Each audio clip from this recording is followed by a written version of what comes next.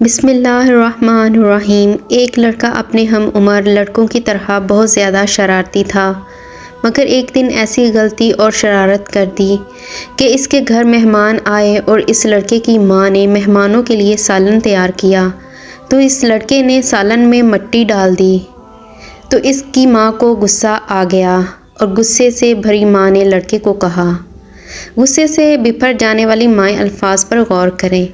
لڑکے کی ماں نے کہا، چل بھاگ ادھر سے اور جا، اللہ تجھے کعبے کا امام بنائے۔ یہ بات بتاتے ہوئے شیخ صاحب پھوٹ پھوٹ کر رونے لگے۔ ذرا ڈھارس بندی تو روندی ہوئی آواز میں بولے، اے امت اسلام، جانتے ہو وہ شرارتی لڑکا کون تھا؟